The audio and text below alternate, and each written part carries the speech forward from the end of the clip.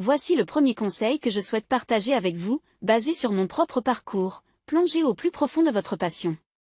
Dès mon jeune âge, vers 7 ou 8 ans, j'ai eu la chance de découvrir ce qui m'animait véritablement. C'est cette passion qui a coloré chacune de mes décisions professionnelles. Je vous encourage vivement à entreprendre cette recherche active de votre flamme intérieure.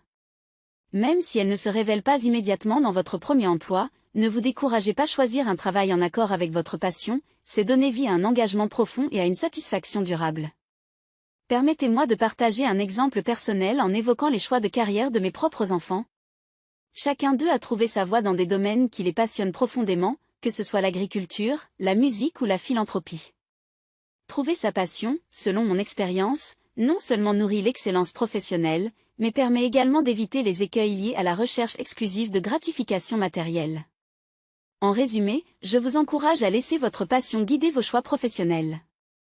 Cette aventure personnelle promet non seulement un parcours professionnel plus enrichissant, mais également une carrière épanouissante et gratifiante.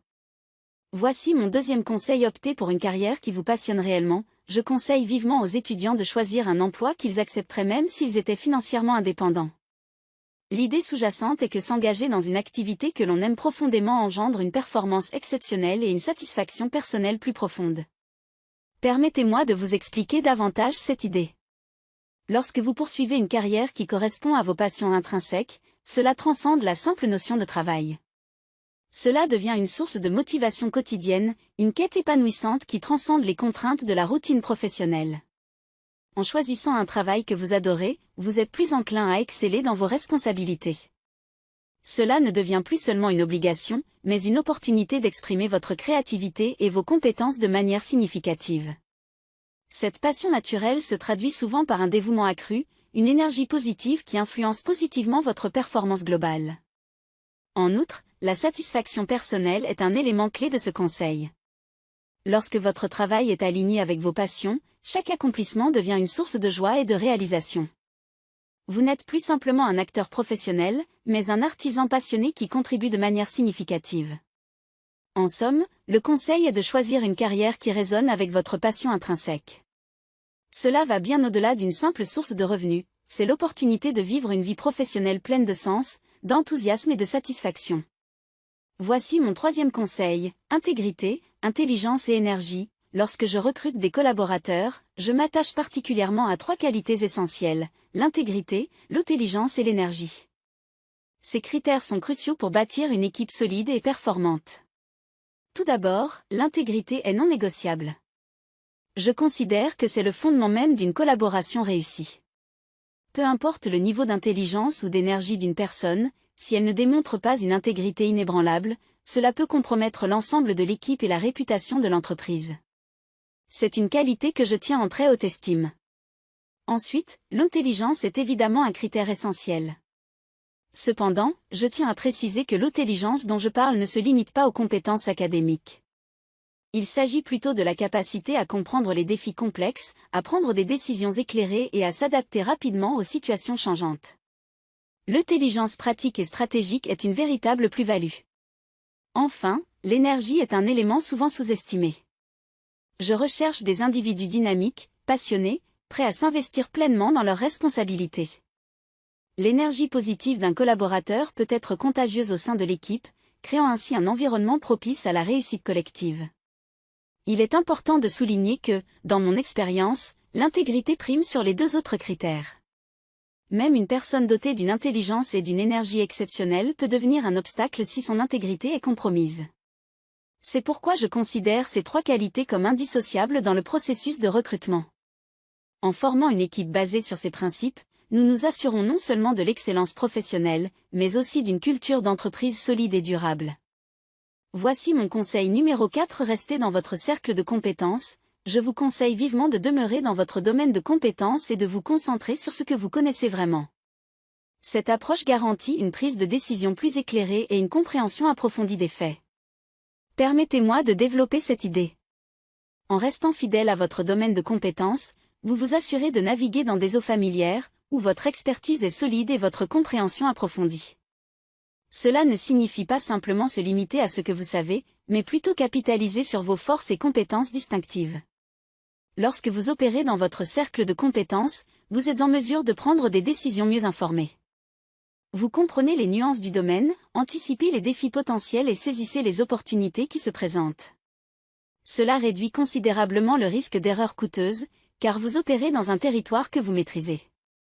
Cela ne veut pas dire qu'il faut rester statique. Au contraire, cela encourage l'apprentissage continu et l'expansion de votre cercle de compétences au fil du temps. Toutefois, cela se fait de manière délibérée et progressive, en évitant les plongées imprudentes dans des domaines inconnus. En résumé, rester dans votre cercle de compétences est une stratégie gagnante. C'est une invitation à capitaliser sur vos connaissances existantes, à prendre des décisions éclairées et à bâtir une expertise solide au fil du temps. C'est un principe qui a façonné ma propre approche des affaires et qui continue de guider de nombreuses de mes décisions d'investissement. Voici mon conseil numéro 5: l'apprentissage continu, une pratique que je tiens à partager avec vous est celle de l'apprentissage continu. En tant que fervent lecteur, je consacre 5 à 6 heures par jour à la lecture de journaux, de magazines, de rapports annuels, et bien plus encore. Selon moi, l'apprentissage constant est la clé du succès. Permettez-moi de vous expliquer plus en détail cette philosophie. La quête de la connaissance ne se limite pas à un moment précis de la vie, mais plutôt à un engagement quotidien envers l'enrichissement intellectuel. La lecture assidue de diverses sources, qu'il s'agisse de l'actualité, de publications spécialisées, ou de rapports financiers annuels, offre une perspective holistique sur le monde qui nous entoure. L'apprentissage continu n'est pas simplement une habitude, mais une stratégie délibérée pour rester informé des évolutions rapides de notre époque. Cela va au-delà de la simple acquisition de connaissances, c'est un moyen de rester pertinent et réactif face aux changements constants du monde des affaires et de la société. En adoptant cette mentalité, vous vous positionnez pour prendre des décisions plus éclairées et anticiper les tendances émergentes. C'est une approche qui m'a personnellement servi dans mes activités d'investissement, me permettant de comprendre en profondeur les industries et les entreprises dans lesquelles je m'engage. En somme, l'apprentissage continu est une pratique essentielle. C'est un investissement en soi-même qui ouvre des portes vers de nouvelles opportunités, renforce la compréhension du monde qui nous entoure, et contribue de manière significative à la réussite à long terme. C'est un principe que je chéris et que je recommande vivement à tous ceux qui aspirent à atteindre de nouveaux sommets. Voici mon conseil numéro 6: marge de sécurité. Permettez-moi de partager avec vous une notion cruciale que j'applique non seulement dans mes investissements, mais également dans mes décisions de vie, la marge de sécurité. C'est une approche qui incite à la prudence, à éviter les risques inutiles et à prendre des décisions éclairées. Laissez-moi approfondir ce concept. La marge de sécurité consiste à intégrer une marge supplémentaire dans toute entreprise ou décision, de manière à se prémunir contre les imprévus et les incertitudes. Cela va au-delà de la simple gestion des risques, c'est une approche prudente qui vise à assurer la stabilité et la pérennité à long terme. Dans le domaine des investissements, par exemple, cela signifie ne pas simplement suivre la tendance du marché, mais chercher des opportunités où la valeur intrinsèque d'une entreprise est sous-estimée par le marché. Cela crée une marge de sécurité, permettant de supporter les fluctuations du marché sans compromettre l'investissement à long terme. Appliquer la marge de sécurité dans les décisions de vie revient à prendre des choix judicieux en évaluant les risques potentiels. Cela ne signifie pas nécessairement éviter toute prise de risque, mais plutôt veiller à ce que les risques soient mesurés et calculés. C'est une philosophie qui a guidé mes propres choix, m'aidant à éviter les décisions impulsives et à maintenir une stabilité dans mes entreprises et ma vie personnelle. En somme, la marge de sécurité est une boussole dans la navigation des affaires et de la vie. C'est une approche réfléchie qui vise à minimiser les risques inutiles, à préserver la stabilité et à s'assurer que les décisions prises reposent sur une base solide. C'est un principe que je considère comme essentiel et qui continue de guider mes choix au fil des années. Voici mon conseil numéro 7: avantage concurrentiel durable. Lorsque j'aborde le monde des affaires, je souligne l'importance cruciale de détenir un avantage concurrentiel durable, souvent comparé à un fossé entourant votre forteresse. Cet avantage peut revêtir diverses formes, que ce soit en étant un producteur à faible coût ou en possédant des talents uniques. Permettez-moi de vous expliquer plus en détail cette idée. Un avantage concurrentiel durable, c'est comme construire un rempart solide autour de votre entreprise, le fameux fossé dont je parle. Il s'agit de créer une barrière qui protège votre entreprise des assauts de la concurrence, lui assurant une position solide et résiliente sur le marché. Être un producteur à faible coût est une stratégie classique.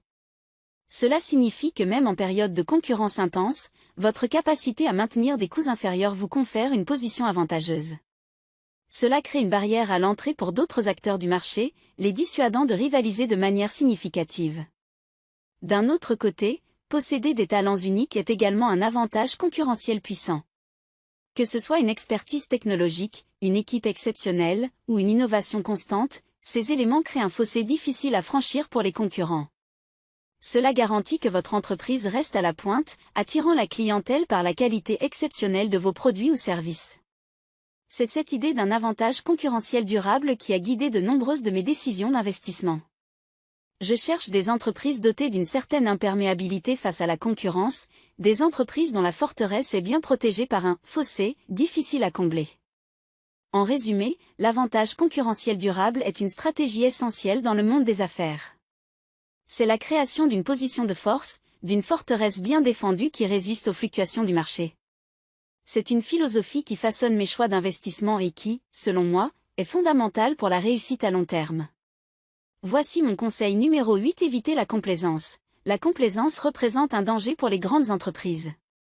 J'encourage une attitude inquiète, toujours à la recherche de moyens pour s'améliorer et rester en avance sur la concurrence. Permettez-moi d'approfondir cette idée. La complaisance survient souvent lorsque le succès est atteint, et que l'on commence à se reposer sur ses lauriers. C'est un piège auquel il est essentiel d'échapper. Même lorsque l'entreprise atteint des sommets, il est crucial de maintenir un état d'esprit vigilant, toujours en quête d'opportunités d'amélioration. C'est cette attitude inquiète qui distingue les entreprises exceptionnelles. Au lieu de se satisfaire de leur succès passé, elles restent en perpétuelle évolution, cherchant activement des moyens de se renforcer.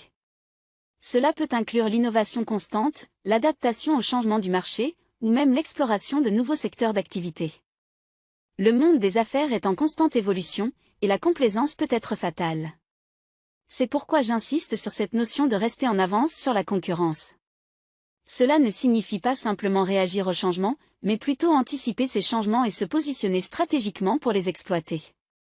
En résumé, éviter la complaisance est essentiel pour les grandes entreprises. C'est une invitation à maintenir une attitude inquiète, à chercher constamment des moyens de s'améliorer et à rester à la pointe de l'industrie. C'est une philosophie qui a façonné mes propres décisions d'investissement et qui, selon moi, est cruciale pour assurer la pérennité et le succès à long terme. Voici mon conseil numéro 7: avantage concurrentiel durable. Lorsque j'aborde le monde des affaires, je souligne l'importance cruciale de détenir un avantage concurrentiel durable, souvent comparé à un fossé entourant votre forteresse. Cet avantage peut revêtir diverses formes, que ce soit en étant un producteur à faible coût ou en possédant des talents uniques. Permettez-moi de vous expliquer plus en détail cette idée. Un avantage concurrentiel durable, c'est comme construire un rempart solide autour de votre entreprise, le fameux fossé dont je parle. Il s'agit de créer une barrière qui protège votre entreprise des assauts de la concurrence, lui assurant une position solide et résiliente sur le marché. Être un producteur à faible coût est une stratégie classique. Cela signifie que même en période de concurrence intense, votre capacité à maintenir des coûts inférieurs vous confère une position avantageuse.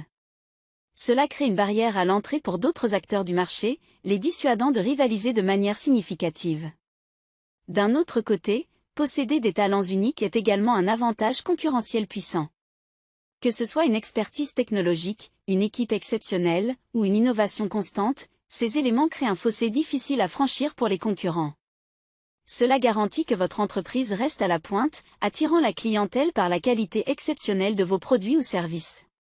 C'est cette idée d'un avantage concurrentiel durable qui a guidé de nombreuses de mes décisions d'investissement. Je cherche des entreprises dotées d'une certaine imperméabilité face à la concurrence, des entreprises dont la forteresse est bien protégée par un fossé difficile à combler. En résumé, l'avantage concurrentiel durable est une stratégie essentielle dans le monde des affaires. C'est la création d'une position de force, d'une forteresse bien défendue qui résiste aux fluctuations du marché. C'est une philosophie qui façonne mes choix d'investissement et qui, selon moi, est fondamentale pour la réussite à long terme. Voici mon conseil numéro 8: éviter la complaisance. La complaisance représente un danger pour les grandes entreprises. J'encourage une attitude inquiète, toujours à la recherche de moyens pour s'améliorer et rester en avance sur la concurrence. Permettez-moi d'approfondir cette idée. La complaisance survient souvent lorsque le succès est atteint, et que l'on commence à se reposer sur ses lauriers. C'est un piège auquel il est essentiel d'échapper. Même lorsque l'entreprise atteint des sommets, il est crucial de maintenir un état d'esprit vigilant, toujours en quête d'opportunités d'amélioration. C'est cette attitude inquiète qui distingue les entreprises exceptionnelles. Au lieu de se satisfaire de leur succès passé, elles restent en perpétuelle évolution, cherchant activement des moyens de se renforcer.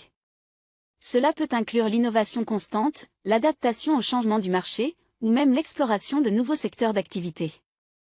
Le monde des affaires est en constante évolution, et la complaisance peut être fatale. C'est pourquoi j'insiste sur cette notion de rester en avance sur la concurrence. Cela ne signifie pas simplement réagir aux changements, mais plutôt anticiper ces changements et se positionner stratégiquement pour les exploiter. En résumé, éviter la complaisance est essentiel pour les grandes entreprises. C'est une invitation à maintenir une attitude inquiète, à chercher constamment des moyens de s'améliorer et à rester à la pointe de l'industrie. C'est une philosophie qui a façonné mes propres décisions d'investissement et qui, selon moi, est cruciale pour assurer la pérennité et le succès à long terme. Voici mon conseil numéro 9. Intranquillité et excitation. Selon ma vision, demain devrait toujours être plus passionnant qu'aujourd'hui. Cette inquiétude constante et la croyance en l'amélioration continue sont des éléments essentiels pour le succès à long terme. Permettez-moi de développer cette idée. L'intranquillité, à mes yeux, n'est pas simplement un état d'esprit agité, mais plutôt une force motrice qui alimente la recherche perpétuelle d'opportunités nouvelles et stimulantes. C'est la conviction profonde que chaque jour devrait apporter quelque chose de plus, une occasion de croissance personnelle et professionnelle. Cette mentalité est ancrée dans la conviction que la stagnation n'est pas une option viable. Pour maintenir un succès durable, il est impératif d'adopter un état d'esprit qui embrasse le changement et qui voit chaque défi comme une opportunité d'apprentissage. C'est cette excitation pour l'avenir qui pousse à rester à l'affût des tendances émergentes et à anticiper les évolutions du marché. L'intranquillité n'est pas simplement une quête de nouveauté, mais plutôt un engagement envers l'amélioration continue. Cela peut signifier repousser les limites, rechercher des moyens d'innover dans son domaine, ou même explorer de nouveaux horizons. C'est une force qui stimule l'adaptabilité, la créativité et qui maintient une énergie positive dans les projets. En résumé, cette inquiétude et cette excitation constante sont des piliers fondamentaux de ma philosophie. C'est l'idée que demain offre toujours de nouvelles possibilités et que l'amélioration continue est la clé du succès à long terme. C'est cette attitude qui a guidé mes choix d'investissement et qui continue de nourrir une carrière riche en défis et en réalisations. Voici mon conseil numéro 10. Apprendre des échecs. Une leçon que je tiens à partager est celle de tirer des enseignements de l'échec. J'étudie attentivement les échecs, croyant fermement que comprendre les raisons pour lesquelles une entreprise échoue peut être aussi crucial que comprendre les raisons de son succès. Permettez-moi d'approfondir cette idée. L'échec n'est pas simplement un revers à éviter, mais plutôt une source précieuse de connaissances. En examinant de près les échecs, on peut découvrir des enseignements profonds sur les erreurs à éviter, les faiblesses à renforcer, et les stratégies à reconsidérer. Dans mon expérience, la véritable sagesse émerge souvent des moments difficiles. Comprendre pourquoi une entreprise a connu des difficultés peut éclairer le chemin vers des choix plus judicieux dans le futur. Cela peut inclure des erreurs de gestion, des décisions stratégiques mal avisées, ou des changements dans l'environnement commercial qui n'ont pas été anticipés. Cette philosophie d'apprentissage des échecs n'est pas seulement applicable aux entreprises, mais aussi à la vie en général. Chaque revers peut être une occasion d'acquérir de la perspicacité, de renforcer la résilience et de cultiver une approche plus réfléchie dans la prise de décision. En résumé, apprendre des échecs est une composante essentielle de ma vision du succès. C'est une reconnaissance que les moments difficiles ne sont pas simplement des obstacles, mais des opportunités de croissance et d'amélioration. C'est cette mentalité qui a façonné ma carrière et qui continue de guider mes choix d'investissement et de gestion.